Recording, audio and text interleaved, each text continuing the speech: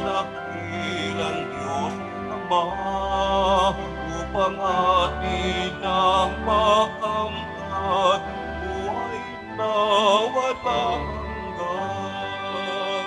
Sa piging ng ating Panginoon, tayo'y laging natitipon, upang matutong magmahalan sa pag-ibig na Sa ngalan ng Ama at ng Anak at ng Espiritu Santo, Amen. ang pagpapala ng ating Panginoong Kristo, ang pag-ibig ng Diyos Ama, at ang pakikipagkaisa ng Espiritu Santo, naway sumainyong lahat. At sumaiyo rin. Aminin muna natin mga kapatid ang ating mga kasalanan upang maging marapat tayong gumanap sa banal na pagdiriwang. Inaamin ko sa makapangyarihang Diyos At at sa inyo mga kapatid, na lubha akong nagkasala sa isip, sa salita at sa gawa, at sa aking pagkukulang. Kaya isinasamo ko sa mahal na Birheng Maria, sa lahat ng mga anghel at mga banal, at sa inyo mga kapatid, na ako'y panalangin sa Panginoong ating Diyos. Kaawaan tayo ng makapangyarihang Diyos, patawarin tayo sa ating mga kasalanan, at patnubayan tayo sa buhay na walang hanggan. Amen.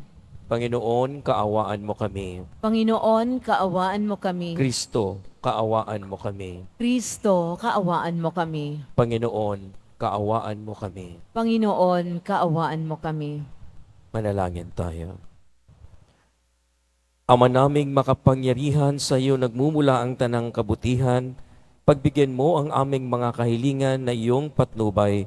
Ang iyong mga kinalulugdan ay aming mapag-isipan, at sa iyong pag-akay, ang mga ito ay aming magampanan sa pamamagitan ni Jesucristo, kasama ng Espiritu Santo, magpa sa walang hanggan. Amen. Magsiupo ang lahat. Pagbasa mula sa unang aklat ng mga hari. Nung mga araw na iyon, tinipo ni Akab sa bundok ng Carmelo ang buong bayan ng Israel at ang kanyang mga propeta. Lumapit si Elias at sinabi sa bayan, "Hanggang kailan pa kayo mag-aalinlangan kung ang Panginoon ang tunay na Diyos? Siya ang sundin ninyo. At kung si Baal naman, kay Baal kayo maglingkod." Hindi umimik ang bayan. Muli nagsalita si Elias, "Ako na lamang ang natitira sa mga propeta ng Panginoon." Samantalang, may 450 ang mga propeta ni Baal. "Bigyan niyo kami ng 2 toro." Pumili sila ng isa. Katayin at ipatong sa ibabaw ng kahoy na sinalansan, ngunit hindi sisindihan. Ihahanda ko rin ang ikalawa sa ibabaw ng kahoy na sinalansan, at hindi ko rin sisindihan. Tawagan ninyo ang iyong Diyos, at tatawagin ko naman ang Panginoon. Ang tumugon sa pamamagitan ng apoy, iyon ang tunay na Diyos. At sumagot ang bayan, "Sang-ayon kami." Sa gayon, sinabi ni Elias sa mga propeta ni Baal, "Sapagkat kayo ang marami, pumili kayo ng 1 toro at ihanda ninyo. Pagkatapos, tawagin ninyo ang iyong Diyos, ngunit huwag kayong magpaparikit ng apoy."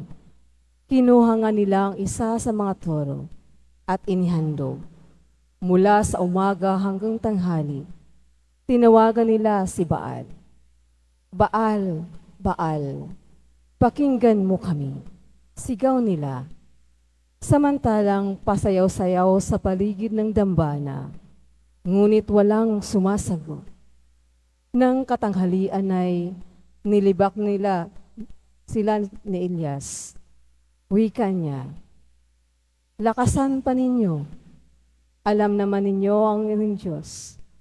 Baka may ginagawa o may pinuntahan, o baka naman natutulog, kaya kailangang gisingin. Lalo nga nilang inilakas ang kanilang sigaw. Sinugatan ang sarili sa pamamagitang sibat at tabak, tulad ng kanilang kinaugalian, hanggang sila'y maligo sa dugo. Lumampas ang tanghali at oras ng paghahandog ng hain, ngunit wala pa rin tumugon kahit ano.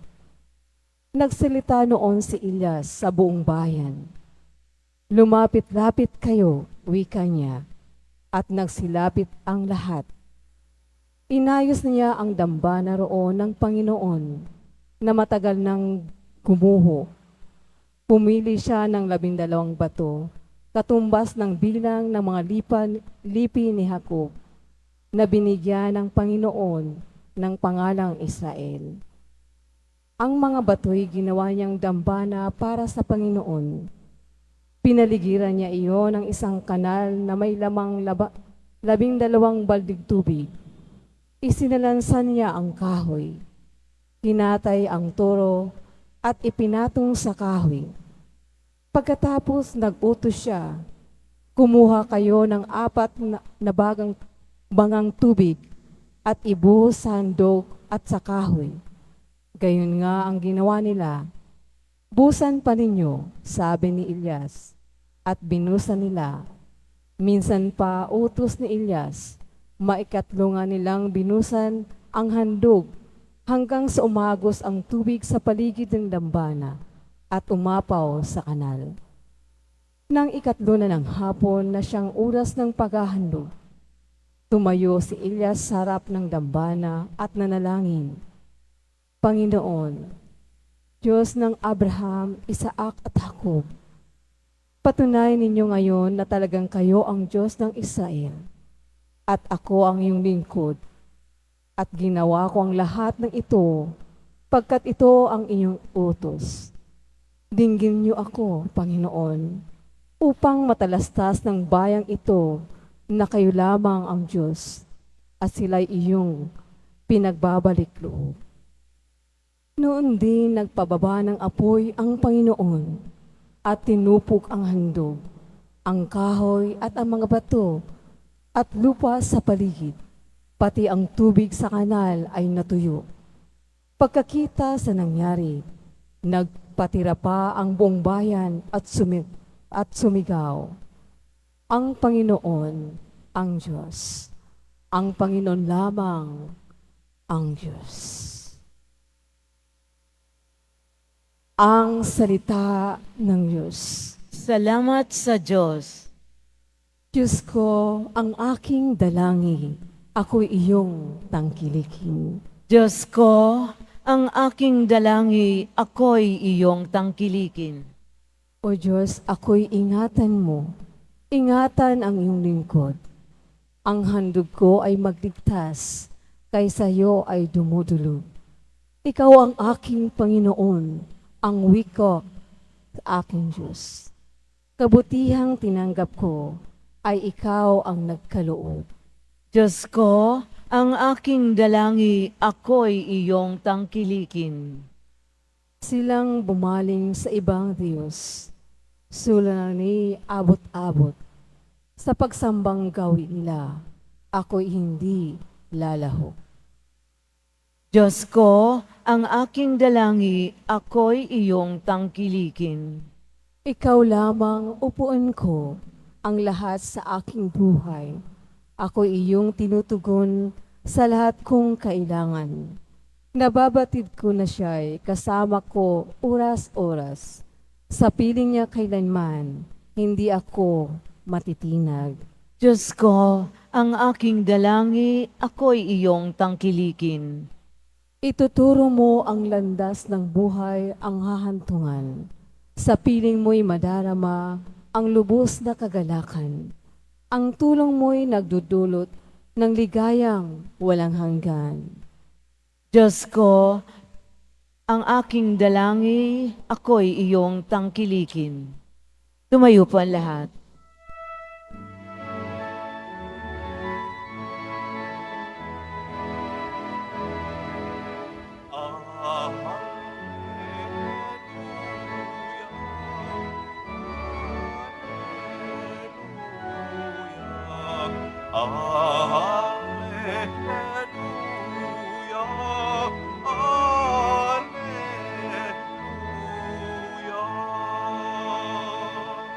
Panginoon, ito mo na iyong landas ay sundin ko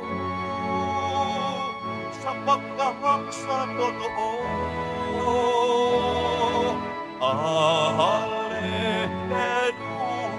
Alleluia, alleluia, alleluia, alleluia.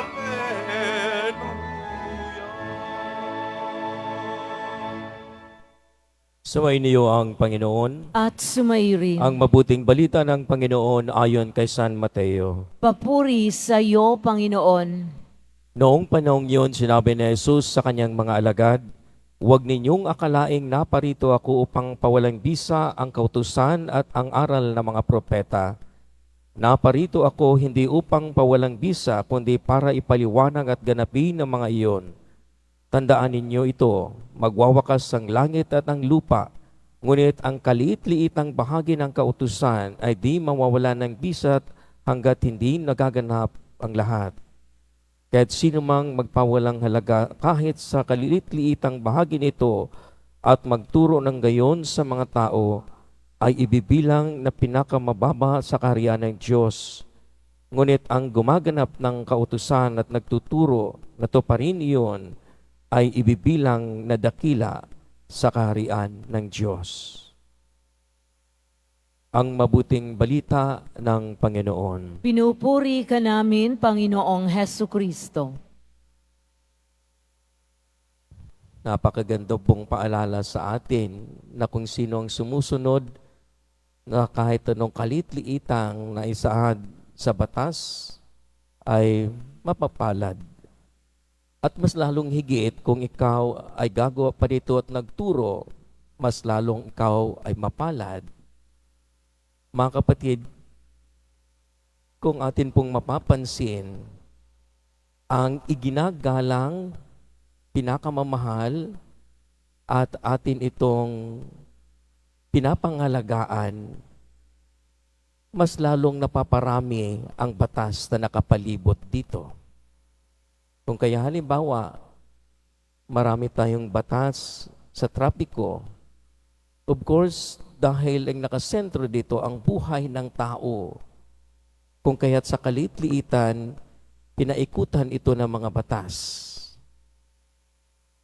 Lahat po ng iginagalang natin, lahat ng napakahalaga sa atin, lupa, tao, buhay, mahalaga ito. Kano pinakamahalaga sa atin?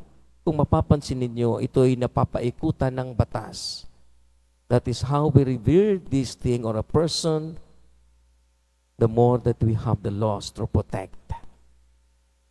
Yun po ang prinsipyo ng atin pong makikita.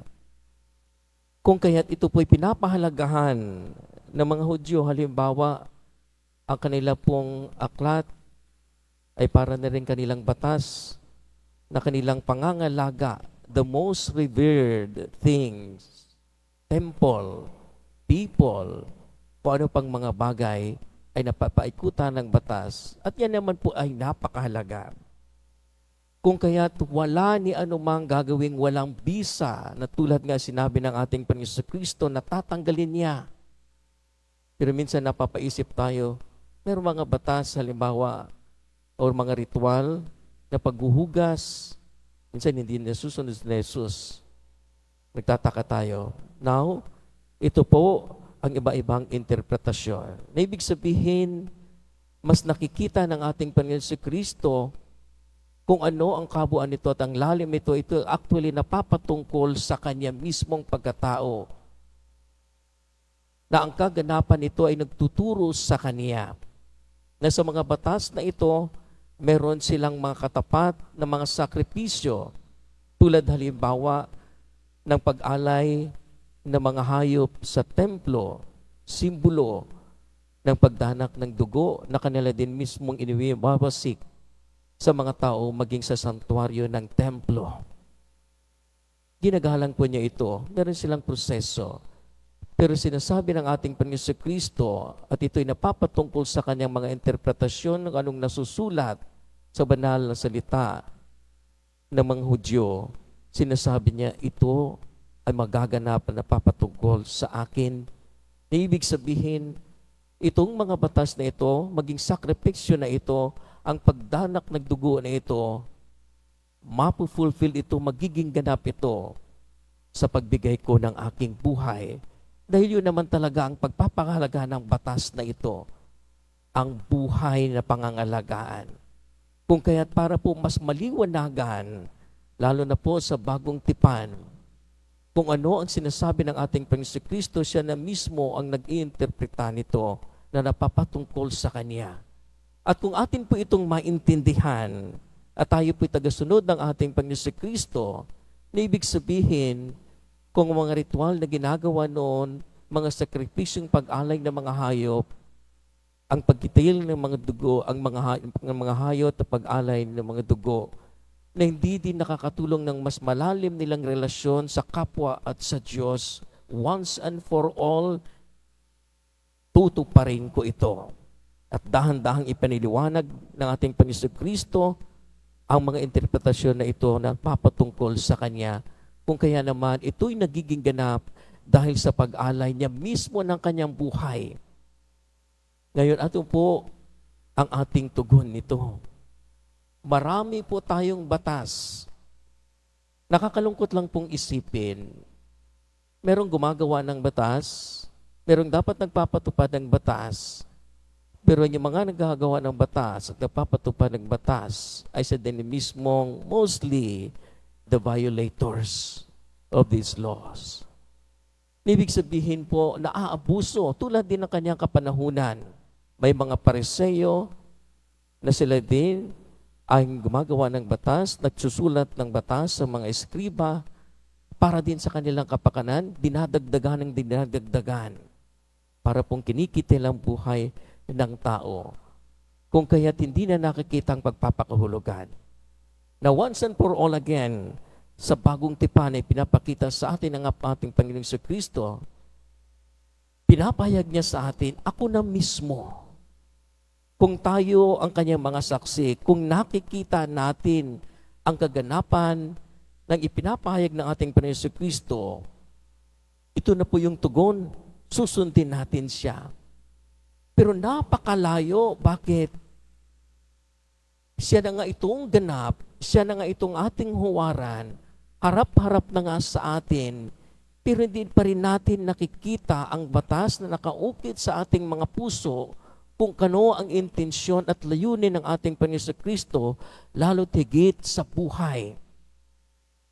Sang halimbawa, tulad ng aking sinabi kanina, ng isang bagay na napapakahalaga, napapaikutan ito ng batas. Kung tayo po ay merong paggalang, ating ginagalang ang mundong ating tinatirahan, atin po itong malalim na pinaikutan ng batas ng ating puso na pangalagaan. Kung ikaw po halimbawa nagtatapon ng basura sa palibot mo, ibig sabihin, meron tayong mga batas dyan. Pero bakit hindi mo sinusunod? Wala ang espiritu nito. Ibig sabihin, wala kang paggalang sa tirahan mo. Wala kang pakialam. Marami po tayong mga batas. Kaya nga po, nakakalungkot isipin, ang iba sa atin, proud na proud, itong nagawa kong batas, sangkatutak na batas. At hindi lamang po yung mga batas na ating titingnan, gastos po ang batas. Hindi lamang ginagastusan ang paggawa ng batas, marami pong papel na ginagamit, marami pong personnel ay nakapalibot. Ang bawat personnel na yon may mga sweldo. Ang gumagawa ng batas, meron pang sweldo at meron pa nga silang dagdag pa ng pagkakapirahan just to make the law. Pero bakit ganito pa rin ang takbo? Ibig sabihin, yung ating supposed to be na pangalagaan that we most revered, galang, ng isang tao, isang bagay, lalo tigit ng ating kapaligiran, dahil malaga ito sa atin, tayo din mismo na tagapagpatupad ay hindi natin naisasagawa.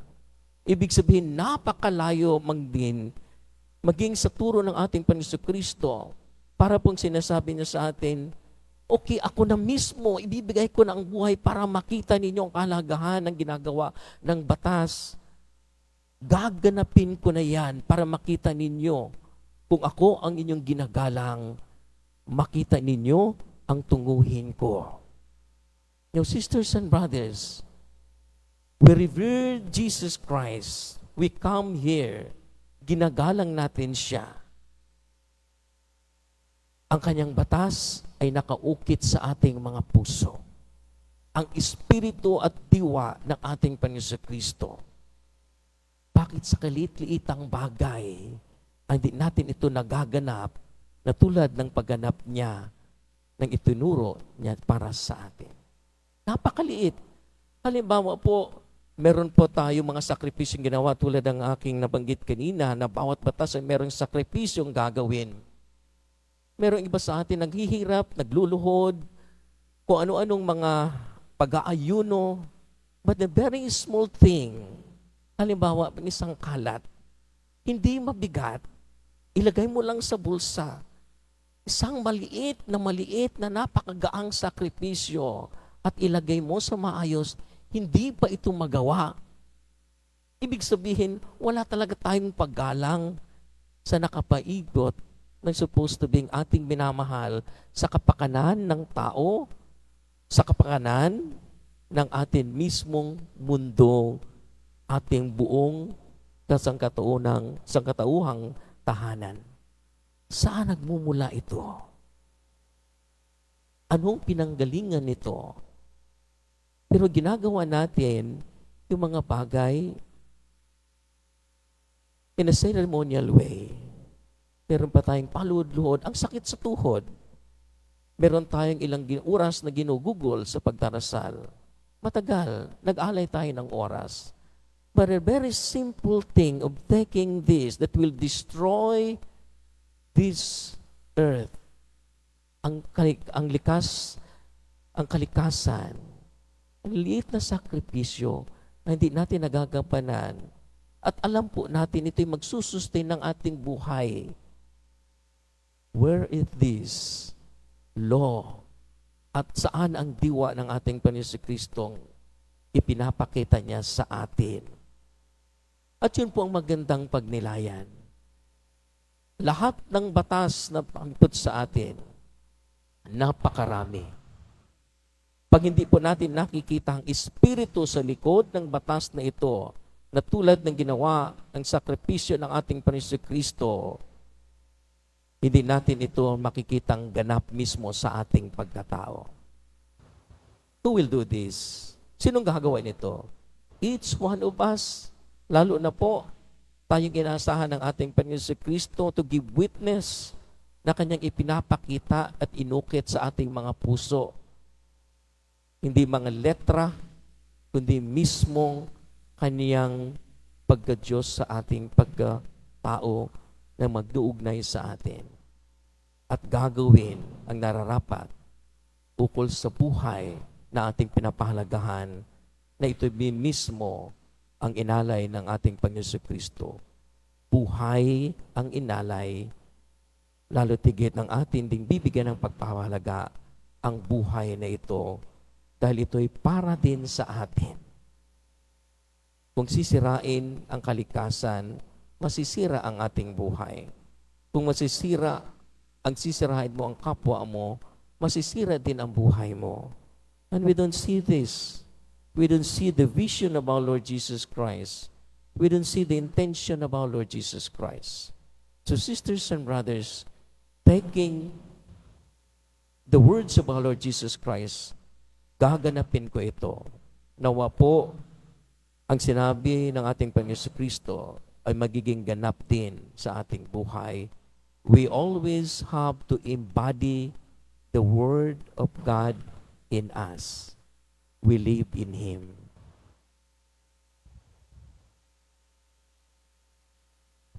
Tumayo po ang lahat.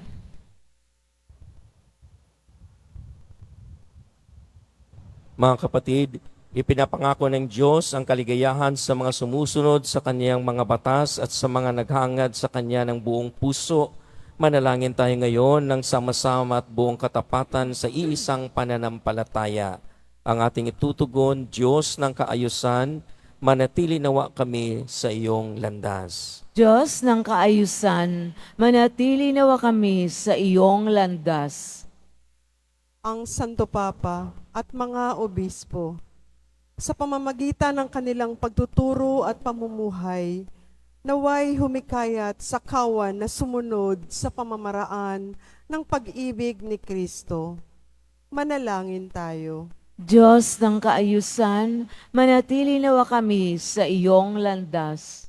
Ang mga pamilya ng mga bansa, naway higit na magsumikap at maging masigasig upang makamit ang kapayapaan at matatag na mapanatili ito. Manalangin tayo. Diyos ng kaayusan, manatili nawa kami sa iyong landas.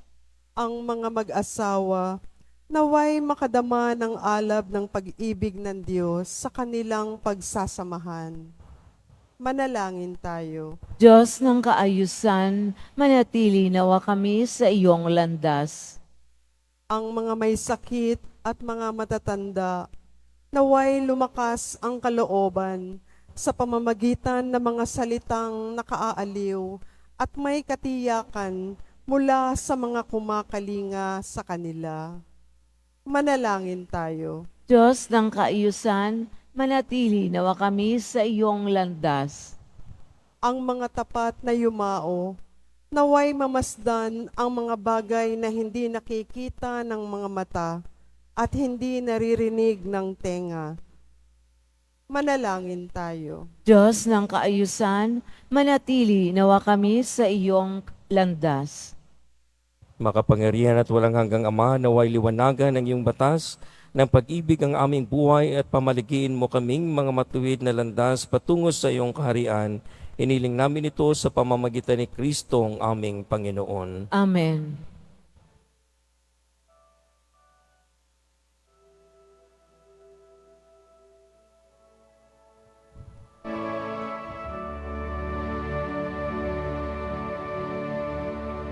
Salamat sa ating Panginoong Hesus. Ako'y inibig mo at inangking lubos. Ang taking alay ko sa'yo, aking Ama, ay buong buhay ko, puso at kaluluwa.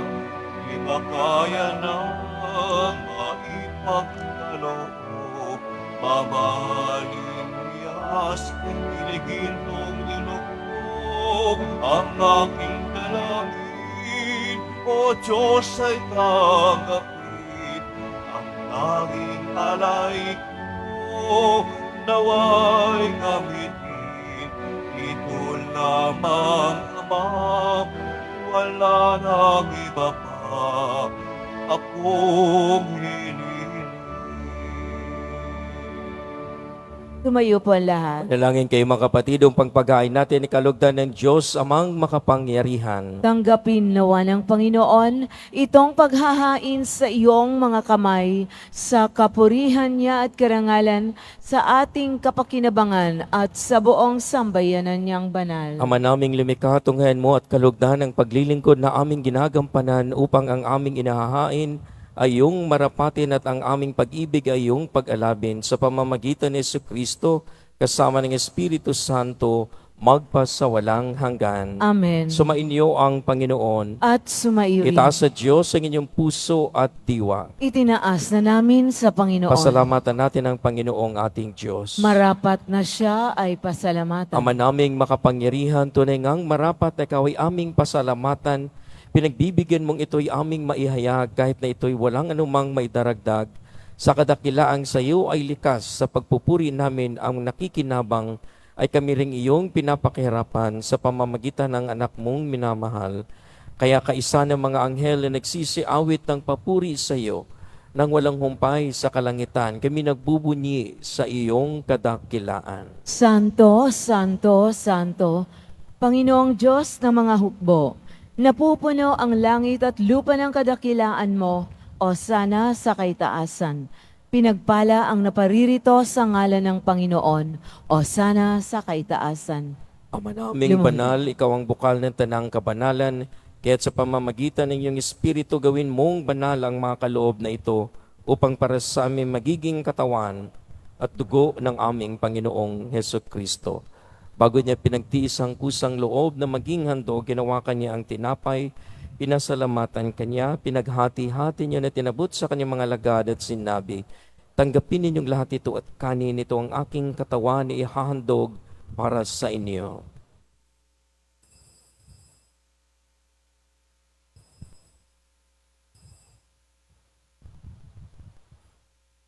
Ganda naman ang matapos ang hapunan, hinawakan niya ang kalis, muli kanyang pinasalamatan, inabot niya ang kalis sa kanyang mga lagad at sinabi, tanggapin ninyong lahat ito at inumin ito ang kalis ng aking dugo ng bago at walang hanggang tipan. Ang aking dugo na ibubuhos para sa inyo at para sa lahat sa ikapagpapatawad ng mga kasalanan. Gawin ninyo ito sa pag-alaala sa akin.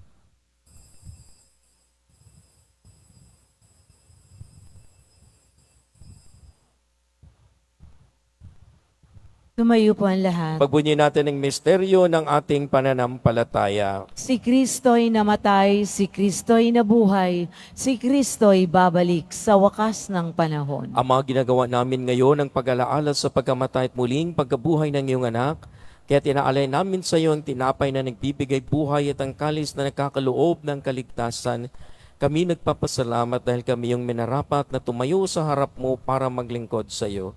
Isinasamo namin kami magkasalo-salo sa katawan at dugo ni Kristo ay mabuklod sa pagkakaisa sa pamamagitan ng Espiritu Santo.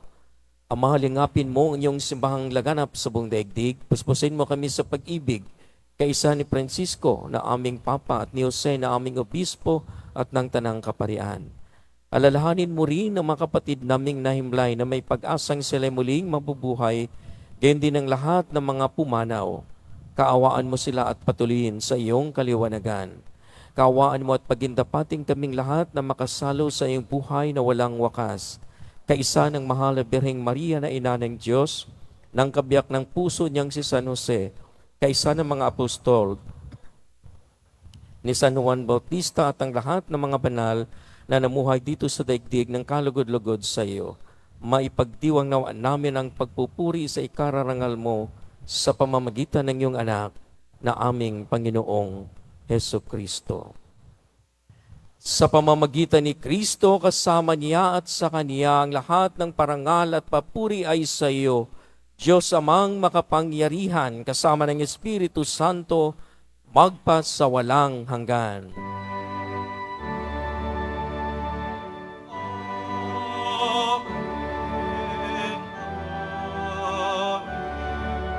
Amen.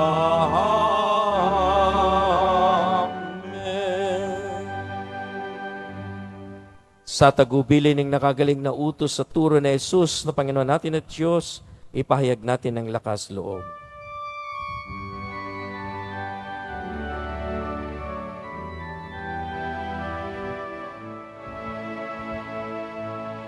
Ama, sa langit ka, sambahin ang ngalan mo. Mapasa amin ang kaharian mo, sundin ang loob mo. Ito sa lupa para ng sa langit, bigyan mo po kami ngayon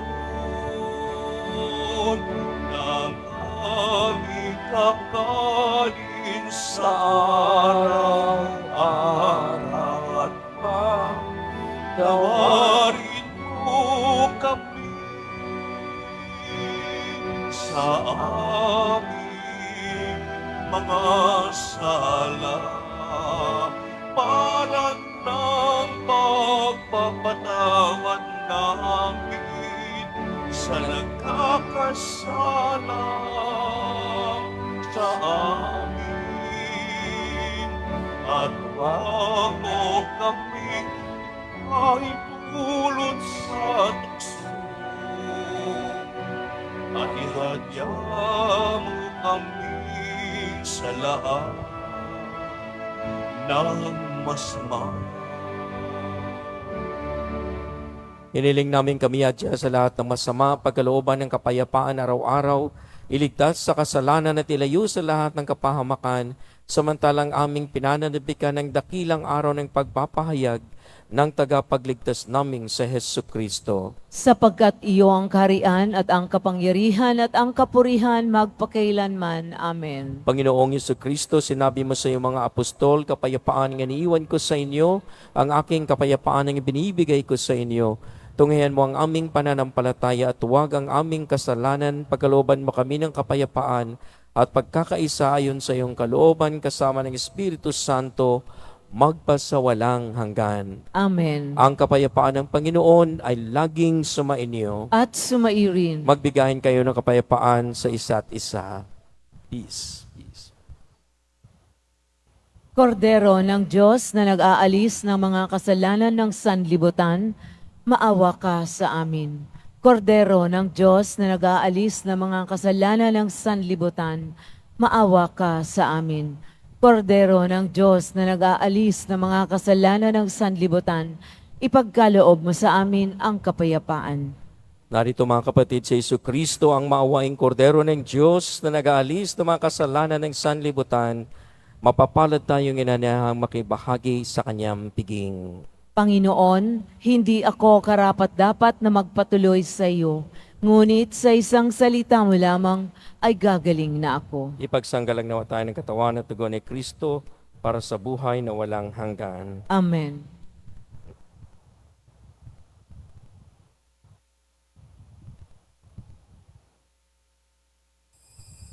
Para sa lahat ng tatanggap ng banal na komunyon, sasagot po tayo ng amen pagkasabi ng pari o ng lay minister ng katawan ni Kristo at isubo agad sa bibig bago malis sa harapan ng pari o lay minister. Sumunod po tayo.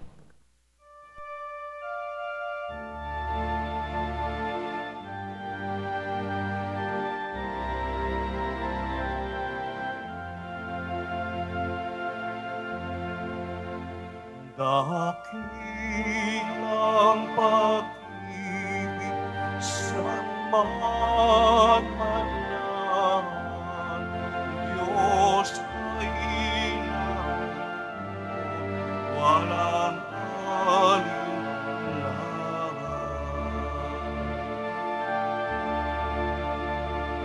Pinipon tayo sa pagmamahal ng ating buong si Jesus.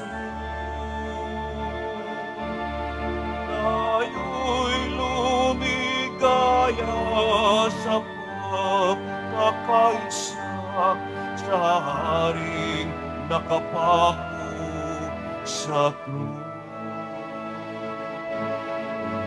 Dakilang pag-ibig saan man manahan, Diyos ay naroon, walang alinlangan.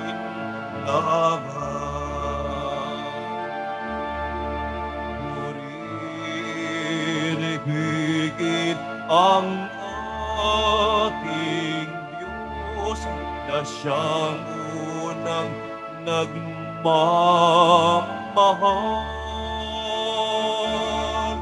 Kaya't kung pag-ibig rin nating mahalin ang bawat kapatid at kapwa. Dakilang pag-ibig saan man lahat, Diyos ay naroon, walang alinlangan.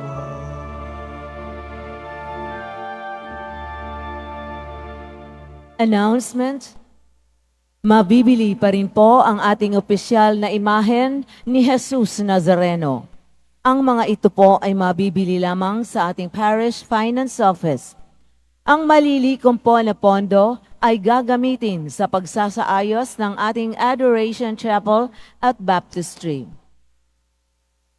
Sa darating na June 22, 2024, Sabado, magkakaroon po tayo ng Binyagang Bayan para sa mga batang 0 to 7 years old, handog sa kapistahan ng kapanganakan ni San Juan Bautista. Sa mga nagnanais, maaari kayong pumunta sa Records Office ng parokya na matatagpuan sa ground floor ng Cardinal Sin Building mula alas 8 ng umaga hanggang alas 5 ng hapon. Para sa mga katanungan at detalye, maaari kayong mag-message o pumunta sa FB page ng parokya. Ang huling pagtatala o pagpapalista ay sa June 18, 2024, Martes.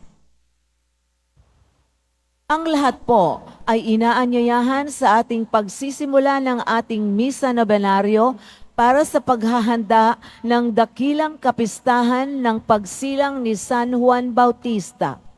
Ito po ay magsisimula sa June 15 hanggang June 23 sa ganap na alas 12:15 ng tanghali. Ang simula ng pagdarasal ng nobena ay sa ganap na alas 11:45 ng umaga. Sa June 24, Lunes, dakilang kapistahan ng pagsilang ni San Juan Bautista. Ang oras ng ating mga misa sa araw na iyon ay katulad ng linggo. Ang ating Fiesta Mass ay sa ganap na alas 12:15 ng tanghali na pamumunuan ng kanyang kabunian Jose Cardinal Advincula, Arsobispo ng Maynila. Ipinagbibigay alam po ng lahat, lalo na sa mga ministry at organization, HDN, mga samahan o grupo ng ating simbahan na ang ating karakol ay gaganapin sa 3 ng hapon na iikot sa paligid ng simbahan. At ang maringal na prosesyon ay sa ganap na 4 ng hapon. Ang lahat po ay inaniyahan sa mga gawaing ito ng ating kapistahan. Pagkatapos ng misa, wiwisikan po ang lahat ng banal na tubig. Pinakikiusapan ng lahat na manatili lamang muna sa inyong mga lugar. Sa Quezon Boulevard o sa Plaza San Juan lamang ang labasan ng lahat. Sumunod po tayo. Maraming salamat po sa inyong pagdalaw at pagsisimba sa Basilica Menor at Pambansang Dambana ni Jesus Nazareno. Tumayo na po ang lahat. Manalangin tayo. Ama naming mapagmahal, ang pagganap sa iyong pagbibigay kagalingan ay pumawi nawa sa aming mga nagawang pagsuway, ay magdulot nawa ng iyong mga kinalulugdan sa pamamagitan ni Jesucristo kasama ng Espiritu Santo magpa sa walang hanggan. Amen. Sumainyo ang Panginoon. At sumairi. Mahal na pong Jesus Nazareno, inahayag mo sa pamamagitan ng krus ang walang malyo na pag-ibig ng Diyos sa sangkatauhan. Pakinggan mo ang kahilingan ng iyong angkan na nagsusumamo sa iyo. Makamtanawan nila ang iyong katugunan at tanggapin ang kasagutan ng may utang na loob na tinatanaw. Basbasan din po ninyo ang mga daladala nilang mga imahin at dasalan sa pamamagitan ng bendisyon na ito, naway maalala nila ang pangako nila noon sa binyag na ikaw ang kanilang iibigin at paglilingkuran bilang Panginoon magpa sa walang hanggan. Amen. At pagpalain kayo ng makapangyarihang Diyos, Ama, Anak, at ng Espiritu Santo. Amen. Bumayo kayong taglay ang kapayapaan ng Poong Jesus Nazareno. Salamat sa Diyos.